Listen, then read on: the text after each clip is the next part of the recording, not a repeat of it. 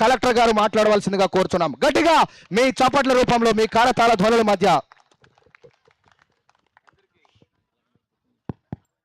అందరికీ నమస్కారము.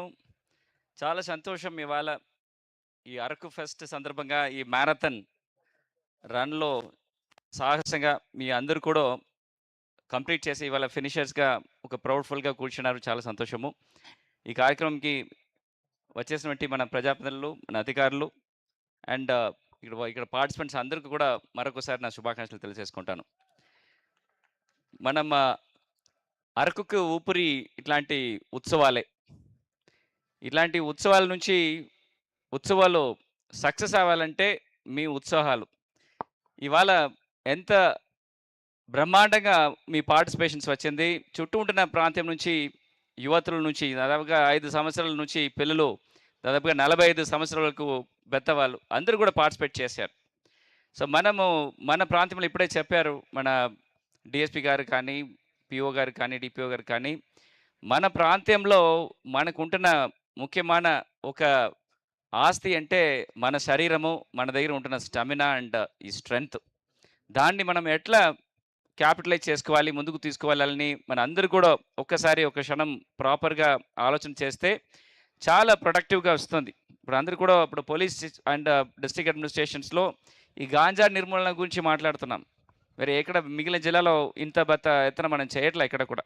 ఎందుకంటే గతంలో మనం ఇట్లాంటి ఒక మంచి ఒక ఆస్తిని పోగొట్టుకున్నాం ఇట్లాంటి అనవసరంగా ఇట్లాంటి మద్దతు ద్రవ్యాల వలన. ఇప్పుడు మళ్ళీ మిమ్మల్ని తిరిగి తీసుకురావడానికి కోసం ఉంటున్న ప్రయత్నాల్లో ఇది ఒక ఇంపార్టెంట్ పార్ట్ అన్నమాట. సో మనం ఒలింపిక్స్ అని చూస్తారా మీరు? ఒలింపిక్స్ కానీ దాన్ని చూస్తారు కదా ఖచ్చితంగా క్రికెట్. సో అప్పుడు ఈ ఫాస్టెస్ట్ రన్నర్స్ ఆర్ చాలా స్టామినా ఉంటున్న రన్నర్స్ అన్ని ఎక్కడి నుంచి వస్తారు? ఆఫ్రికన్, జమైకా. సో అలాంటి కంట్రీస్ని మనం ఎప్పుడైనా విని ఉంటామా? అదర్వైజ్ అదర్ దెన్ స్పోర్ట్స్ ఏదో ఒక మిలిటరీ పవర్లు కానీ, ఎకనామిక్ పవర్స్లు కానీ, ఆర్ ఈ పర్టికులర్ ఒక అచీవ్మెంట్స్లు కానీ మనం ఎక్కడ విన్నామా జమైకా గురించి? ఎప్పుడు వినే ఉంటాం, అంతే కదా? ఎందుకు జమైకా మన అందరికీ తెలిసి ఉంటుందంటే ఈ స్పోర్ట్స్ వలన. అందుకోసమే స్పోర్ట్స్ ప్రతి ఒక్క కంట్రీ కూడా వాళ్ళ గౌరవం. నాకు ఇక్కడ పెద్దగా ఈ ఆర్థిక పరిస్థితి లేదు, బాగాలేదు, నాకు పెద్దగా మిలిటరీ పవర్ లేదు, ఆర్ ఈ పవర్ లేనప్పుడు ఏది which is showing up hour pride of nations sports. So అందుకోసమే ప్రతి ఒక్క నేషన్ కూడా ఈ స్పోర్ట్స్ని ఎట్లాగే ప్రోత్సహించి అంతర్రాష్ట్రీయ లెవెల్లో వాళ్ళు కూడా ఒక గుర్తింపు తీసుకురావాలని కోసం ప్రయత్నం జరుగుతున్నదికి స్పోర్ట్స్ ఇంపార్టెంట్, అంతే కదా? సో దానికోసం మనం ఖచ్చితంగా మనం కష్టపడాలి. మన రాష్ట్రము అట్లాంటి ఒక సందర్భం నుంచి ఇప్పుడు ఒక టాప్ 5 నేషన్స్లో ఉంటుంది. ఇండియా లేకుండా పెద్దగా జియోపాలిటిక్స్ లేదు, ఇండియా లేకుండా ఎట్లాంటి ఒక యునైటెడ్ నేషన్స్ లేదు, ఇండియా లేకుండా ఎనీ బయలేటరల్ రిలేషన్స్ లేదు. ఇప్పుడు ఇండియా ఇంత ఒక ఘనంమైన ఒక దేశంగా ముందుకు వచ్చినప్పుడు మనం కూడా రాబోయే కాలంలో ఒలింపిక్స్లో మెడల్స్ అంటే మనకున్న గోల్డ్ మెడల్స్ కొట్టేసి మనం కూడా టాప్ 3లో రావడానికి ప్రయత్నం చేయాలి. దానికి ఇక్కడ చాలా పొటెన్షియల్స్ ఉన్నాయి. మీ అందరూ ఆనిముత్యాలు. ప్రతి చిన్న పిల్లలు వాళ్ళకు ఇప్పుడు ఒక అబ్బాయి చూశాను, వాళ్ళకు ఉన్న సైజు కంటే ఒక 3 సైజు పెద్ద సైజు పెట్టుకొని 8 కిలోమీటర్స్ పరిగెట్టి వచ్చేసాడు. ఒక అబ్బాయి చూశాను, కాళ్ళు ఏం లేదు, అంత బ్రహ్మాండంగా పరిగెట్టేసి టాప్ 10లో వచ్చేసాడు. సో మనకుంటున్న స్ట్రెంగ్త్, మనకుంటున్న ఈ చైతన్యం వేరే ఎట్లాంటి ప్లేయర్స్కి ఉండదు.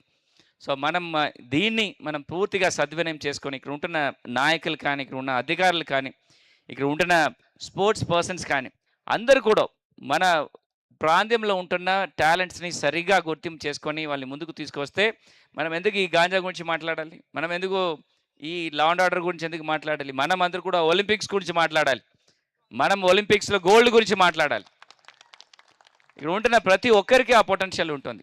ఇప్పుడు లిటి కూడా అలా చెప్పారు పేరేంటి ఈ పింక్ షర్ట్, నువ్వే కోచ్ పేరేంటి చెప్పావు? సింహాద్రి ఇక్కడ కర్ణాటక హోసూరు ఇక్కడ చదివా, ఇది బెంగళూరులో ఒక స్పోర్ట్స్ అకాడమీలో చదివాడు.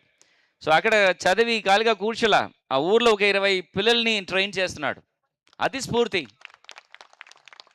అది కావాలి నాకు, ఇలాంటి సింహాద్రీస్ కావాలి, ఇట్లా చాలామంది ఉన్నారు. నేను అందరినీ మాట్లాడలేదు, కొంతమందితో మాట్లాడాను. సో ప్రతి ఊర్లో ఉంటున్న టాలెంట్స్ని మనం పట్టుకొని బయటకు తీసుకురావచ్చినప్పుడు మన ప్రాంతం గురించి, అరకు గురించి మన అందరికీ అంతరాష్ట్రీయ లెవెల్ తెలుసుకోవాలి. ఇప్పుడు యోగా అంటే ఎవరు ఎవరు మాట పట్టినారు? మా గౌరవ ముఖ్యమంత్రి వారిలో ఎక్కడ ఏ వేదిక వెళ్తే కూడా యోగా గురించి మాట్లాడుతున్నప్పుడు ఈ అరకులో జరిగిన యోగాంధ్ర గురించి మాట్లాడకుండా ఉండరు. అవునా కదా? ఆయన డావోస్ వెళ్తే కూడా ఆర్ ఢిల్లీ వెళ్తే కూడా అక్కడ మన పిల్లలు చేసిన ఈ ఈ ఈ వాట్ ఈస్ సార్ ఈ అచీవ్మెంట్స్, ఈ గిన్నెస్ వరల్డ్ రికార్డ్ కానీ ఆర్ వరల్డ్ రికార్డ్ యూనియన్లో ఒక 20,000 మంది పిల్లలు 108 సారి ఈ సూర్య నమస్కారాల్లో కంటిన్యూస్గా వితౌట్ బ్రేక్ కంప్లీట్ చేయగలుగుతారు. ఇది ఎక్కడ సాధ్యం కాదు. I don't think it is possible. మన పిల్లలకి మరి ఉంటున్న ఇది సొత్తు, ఇది ఈ ఆస్తి, దాన్ని మనం ఖచ్చితంగా బయటకు తీసుకురావడానికి మన అందరూ కూడా ప్రయత్నించాలి. దానికి కావాల్సిన సహకారాలు, ఏదో ఒక సహకారాలు మన వలన ఒక ఇద్దరికి ఒక షూ కొనేసి ఇవ్వచ్చు కదా, ఒక 2,000 రూపాయల్లో మంచి షూ, వాళ్ళకి ఒక మంచి జెర్సీ కొనేసి ఇవ్వచ్చు కదా. సో ప్రజాప్రతినిధులు మీరు పెద్ద స్పోర్ట్స్ అకాడమీ కట్టమని చెప్పాలి.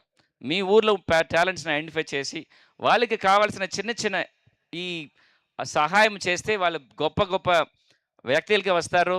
ఈ అనవసరంగా తప్పుదవ పడకుండా వాళ్ళందరూ కూడా ఒక అచీవర్స్గా వస్తారు.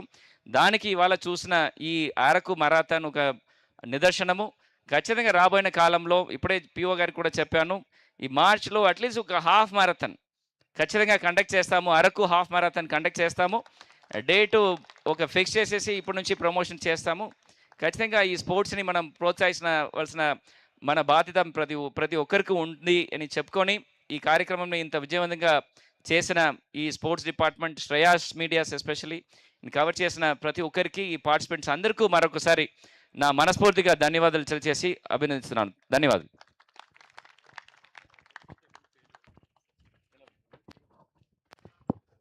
Thank you sir, thank you very much. చాలా మా అల్లూరి సీతారామరాజు